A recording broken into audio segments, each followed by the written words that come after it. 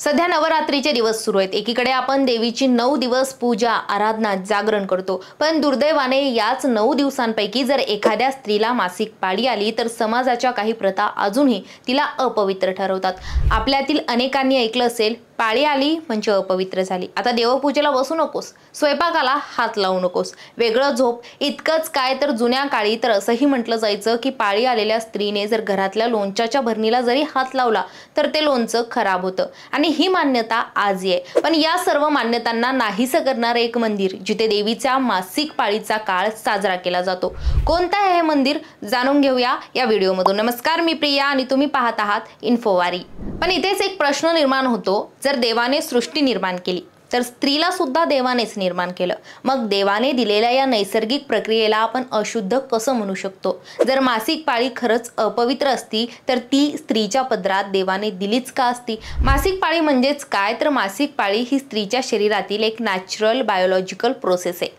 गर्भधारणा होण्यासाठी ही प्रक्रिया अत्यावश्यक आहे। दर महिन्याला स्त्रीचे शरीर एक संभाव्य गर्भासाठी तयार होतं। जर गर्भधारणा झाली नाही तर गर्भाशयाचं साचलेलं आवरण रक्ताच्या स्वरूपात बाहेर पडतं। हाच तो मासिक पाळीचा काळ। थोडक्यात सांगायचं झालं तर मासिक पाळी नसेल तर गर्भ राहणार नाही, गर्भ नसेल तर माणसाचा जन्म होणार नाही। म्हणजेच आपल्या अस्तित्वामागे मासिक पाळी हीच खरी देणगी आहे। अशा वेळी या प्रक्रियेला अपवित्र म्हणणं म्हणजे स्वतःच्या जन्माला नकार देणं। खरं सांगायचं झालं तर जुन्या काळात स्त्रियांना पाळीच्या दिवसात वेगळं बसवलं जायचं हे खरं, पण त्याचा हेतू अपवित्र नव्हता। त्या काळी स्त्रियांना घरकाम, शेतकाम, शारीरिक श्रम प्रचंड प्रमाणात करावे लागायचे। मासिक पाळीत रक्तस्रावामुळे शरीर अशक्त होत असे, म्हणून त्या दिवसात स्त्रियांना कामापासून विश्रांती द्यावी या उद्देशाने ही परंपरा सुरू झाली। मात्र काळ बदलला आणि खरी उद्दिष्ट मागं पडली आणि विश्रांतीच्या नावाने सुरू झालेली ही परंपरा हळूहळू अपवित्रताच्या नावाने रुजली।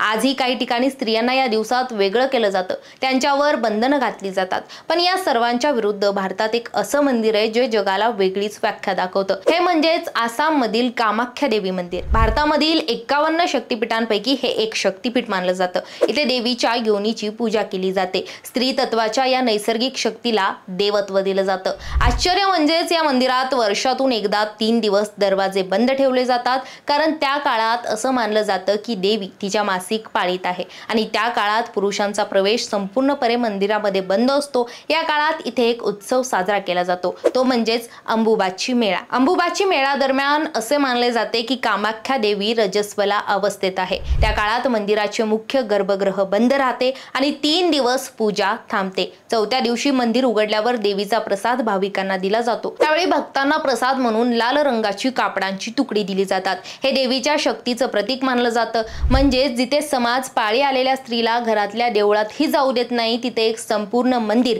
देवीच्या मासिक पाळीचा सन्मान करतं। यावरूनच दिसून येतं की मासिक पाळी ही अपवित्रतेचा चिन्ह नसून स्त्री तत्वाच्या जीवनाचा आणि सृष्टीच्या निर्मितीचा पाया आहे। ज्यांना आपण जेनझी जनरेशन म्हणतो, आज त्याच पिढीला या जुन्या चुकींच्या समजुती तोडायच्यात। स्त्रियांना मासिक पाळी ही शिक्षा नाही, ती तिच्या आयुष्याचा एक अभिमानास्पद भाग आहे। आपण नवरात्रीत ज्या देवींची पूजा करतो त्या देवींचं सामर्थ्य, सहनशीलता आणि मातृत्व आपण मानतो, मग त्या देवीने स्त्रीला दिलेल्या या प्रक्रियेला अशुद्ध म्हणणं हा तर स्वतः देवीचा अपमान आहे। म्हणूनच पुढच्या वेळी कोणी सांगेल की पाळी आली म्हणजे अपवित्र झाली, तर त्यांना फक्त इतकंच विचारा, तुमच्या जन्मामागे जी प्रक्रिया कारणीभूत आहे तिला तुम्ही अशुद्ध कसं म्हणू शकता? व्हिडिओ आवडला असेल तर लाईक करा आणि इन्फोवारीला फॉलो करायला विसरू नका।